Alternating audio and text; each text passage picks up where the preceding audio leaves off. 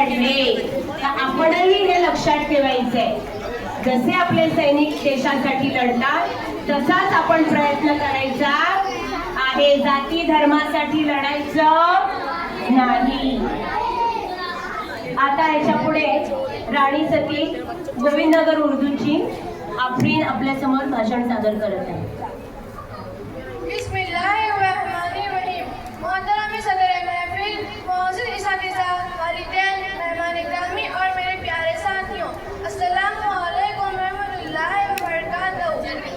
आज 15 अगस्त है, एक ऐसा दिन जो सिर्फ तारीख का वक्त नहीं बल्कि हमारे आबा व अजदाद के बहते लहू, टूटती हड्डियों, कच्चे सूरज को नंगे पांव मार्च करते नौजवानों और माँ की पोशीदा होती बेटों की दास्तान है।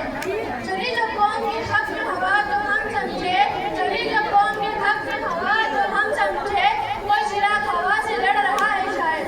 हम इसे अक्सर ने जब सुना है, आज़ादी की कदर करो, लेकिन क्या कभी दिल में हाथ रखकर ये सोचा है, अगर हम 1947 से पहले पैदा होते तो शायद हम भी किसी जेल की कोठरी में होते या कृपया शांत बसायचं आहे। फांसी को चूम रहे कृपया शांत बसायचं आहे। मैं सची हुई स्कूल की स्पेस करवाई है, ये जिसने जंग के मैदान में पाई थी, जहाँ न पानी था न रोटी, सिर्फ वतन की चाह थी। मेरे बहना, मेरे भाइयों, कभी माँ की आंखों में वो आंसू देखे हैं जो जवान बेटे की शहादत पर बहते हैं, वो आंखें जिनमें फख्र भी होता है, दर्द भी होता है। वो माँ थी जिन्होंने कहा, मेरा बेटा शहीद हुआ है, मुझे फख्र है, मेरा बेटा शहीद हुआ है, मुझे फख्र है, लेकिन अब मेरा दूसरा बेटा भी वतन में कुर्बान होने को तैयार है। हम ऐसे जमीन के बेटे हैं जहाँ हर मिट्टी से वफा मांगती है। खाकी वतन का कर्ज कभी अदा हो नहीं सकता, खाकी वतन का कर्ज कभी अदा हो नहीं सकता, इस पे तो सिर्फ जान दी जा सकती है। आज हम आजाद है, लेकिन क्या वाकई आजाद है? हम मोबाइल के कैदी हैं, नफरत के गुलाम हैं, हम एक दूसरे से मजहब, जात, जबान पर नफरत करते हैं। क्या यही आजादी का मतलब था? क्या हमारे बुजुर्गों ने ये ख्वाब देखे थे? धूप में निकली थी जब आजादी की खातिर, धूप में निकली थी जब आजादी की खातिर, ये ना सोचा था कि अपने ही साए से डरना पड़ेगा। हमें सिर्फ झंडा लहराकर वापस अपनी दुनिया में नहीं लौट जाना, बल्कि हमें याद रखना है कि ये आजादी एक अहद है, एक जिम्मेदारी है।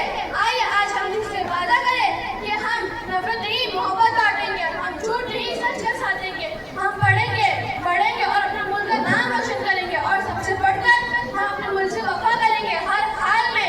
ए वतन तेरा कर्ज हमें रहेगा बाकी, ए वतन तेरा कर्ज हमें रहेगा बाकी, जब तक सांस चलेगी तेरी रखवाली करेंगे। आइए आज हम तमाम गुमनाम सिपाहियों, शहीदों, कुर्बानी देने वाली माओं और जदोजहद करने वालों को सलाम पेश करते हैं और अल्लाह से दुआ करते हैं कि अल्लाह हमारे वतन को सलामत रख और इसे दुश्मनों से महफूज फरमा और हमें एक सच्चा, ईमानदार, लीडर और वफादार शहरी बना दे। आमीन। शुक्रिया। अस्सलामु अलैकुम। बहुत बढ़िया।